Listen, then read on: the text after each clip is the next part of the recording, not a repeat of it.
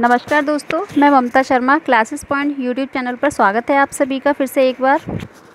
आज की हम इस वीडियो में पढ़ेंगे सब्जेक्ट एंड प्रेडिकेट, जिन्हें हिंदी में हम कर्ता और विधेय कहते हैं, यानी हिंदी में सब्जेक्ट और विधेय इनको कहा जाता है। तो चलिए वीडियो शुरू करते हैं। अगर आपको मेरी ये वीडियो पसंद आए तो दोस्तों प्लीज़ इसे लाइक कीजिए और सब्सक्राइब कीजिए। तो चलिए शुरू करते हैं। यहाँ पर जैसा कि मैंने बताया, यहाँ पर पढ़ेंगे हम सब्जेक्ट एंड प्रेडिकेट, यानी उद्देश्य और विधेय। तो जो सेंटेंस होता है, हमारा सेंटेंस जो होता है उसमें दो भाग होते हैं। एक होता है हमारा सब्जेक्ट और एक होता है प्रेडिकेट, जिसे हिंदी में हम सब्जेक्ट को कर्ता कहते हैं और प्रेडिकेट को विधेय कहते हैं। तो सेंटेंस के दो भाग होते हैं, सब्जेक्ट और प्रेडिकेट। तो इन दोनों को पहले समझेंगे कि सब्जेक्ट क्या होता है और प्रेडिकेट क्या होता है। तो चलिए पहले सब्जेक्ट की डेफिनेशन देख लेते हैं। The part which name the person or thing we are speaking about is called the subject of the sentence। यानी वह भाग जिसमें किसी व्यक्ति या वस्तु के बारे में बताया जाता है वो सब्जेक्ट कहलाता है, यानी कर्ता कहलाता है। किसका? वाक्य का। यानी वाक्य का वह भाग जिसमें किसी व्यक्ति के बारे में या किसी वस्तु के बारे में बताया जाता है वो हमारा कर्ता कहलाता है। क्योंकि भाई जब सेंटेंस होगा तो उसमें किसी न किसी के बारे में भी तो बताया जाएगा। वो संज्ञा हो सकती है, प्रोनाउन भी हो सकती है ना, कुछ भी हो सकता है। तो सेंटेंस में जिसके बारे में बात की जा रही हो वो हमारा सब्जेक्ट होता है। तो इसे बहुत ही इजीली समझने के लिए हम इसे एग्जाम्पल से समझेंगे। देखते हैं इसके एग्जाम्पल्स। पहला है Rohan is reading a book, यानी रोहन बुक पढ़ रहा है। तो यहाँ पर जो रोहन है वो क्या है? हमारा सब्जेक्ट है। और बाकी का जो इसका भाग है जो बचा हुआ है वो क्या है? हमारा प्रेडिकेट। यानी जो इज़ रीडिंग अ बुक, ये जो बात कही जा रही है वो बुक पढ़ रहा है, वो किसके बारे में बात कही जा रही है? वो कही जा रही है रोहन के बारे में। ठीक है, तो यहाँ पर जिसके बारे सेंटेंस में जिसके बारे में जो बात कही जाती है वो हमारा कर्ता होता है, यानी सब्जेक्ट होता है। दूसरा एग्जाम्पल देख लेते हैं। Akbar was a great king, यानी अकबर एक महान राजा था। तो जो वाज ए ग्रेट किंग, वो महान राजा था, ये किसके बारे में बात कही जा रही है? यहाँ अकबर के बारे में। तो सेंटेंस में जिसके बारे में बात कही जाती है वो हमारा क्या होता है? सब्जेक्ट। तो यहाँ पर किसके बारे में बात कही जा रही है? सेंटेंस में अकबर के बारे में कही जा रही है। तो यहाँ पर अकबर क्या हो जाएगा? हमारा सब्जेक्ट हो जाएगा। ठीक है, हमने सब्जेक्ट यहाँ पर समझा। अब जो सेंटेंस का दूसरा भाग है यानी प्रेडिकेट, अब हम प्रेडिकेट को देखते हैं। सबसे पहले प्रेडिकेट की यहाँ देखेंगे definition. The part which tells something about the subject is called the predicate of the sentence। यानी वह भाग जो कर्ता के विषय में बताता है, वाक्य का वह भाग जो कर्ता के विषय में जो भी कुछ बताता है वो हमारा प्रेडिकेट में चला जाता है। प्रेडिकेट यानी हिंदी में इसे विधेय कहते हैं, वो विधेय में चला जाता है। देखेंगे एक बार फिर से।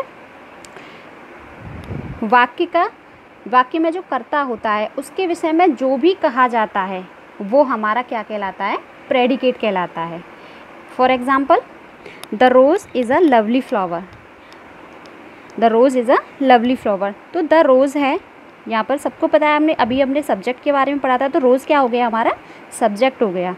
और बाकी का जो बचा हुआ भाग है, कौन सा भाग है हमारा? Is a lovely flower. तो ये हमारा क्या हो जाएगा? ये हमारा हो जाएगा प्रेडिकेट। क्योंकि ये जो बात कही जा रही है वो रोज़ के बारे में कही जा रही है, तो रोज़ तो हमारा सब्जेक्ट हो गया। और क्या बात कही जा रही है? यानी कर्ता के विषय में जो बात कही जा रही है वो क्या बात कही जा रही है? Is a lovely flower. तो इज़ अ लवली फ्लावर ये क्या हो गया? हमारा प्रेडिकेट। क्या हो गया हमारा? ये प्रेडिकेट। ठीक है, नेक्स्ट एग्जाम्पल देखेंगे। A fat man can not run fast.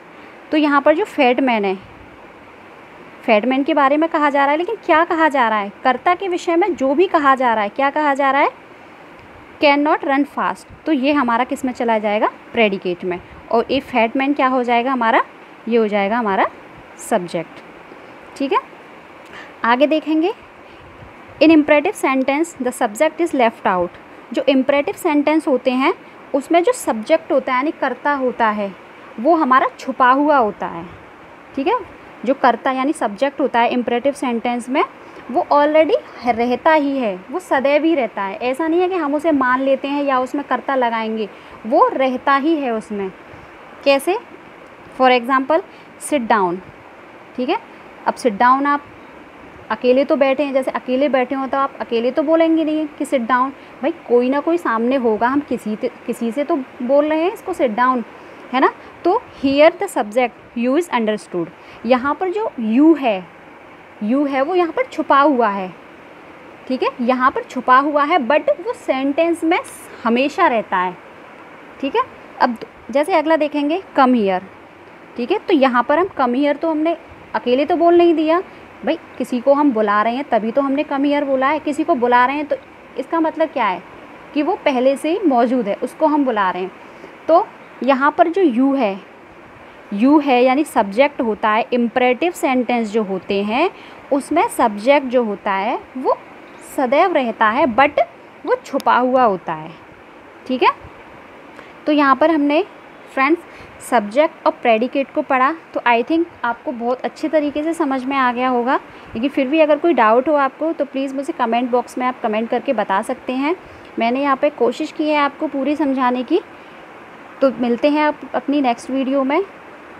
अगर आपको मेरी वीडियो पसंद आई तो प्लीज़ दोस्तों इसे लाइक कीजिए और सब्सक्राइब कीजिए, ताकि मैं और बेहतर से बेहतर वीडियो ला सकूं और अच्छे से अच्छा कंटेंट लाके आपको बहुत अच्छे तरीके से समझा सकूं। तो प्लीज़ दोस्तों like my video and share and subscribe it. Okay, जब तक के लिए अपना ध्यान रखिए और अपने परिवार का ध्यान रखिए। Okay, take care, bye bye.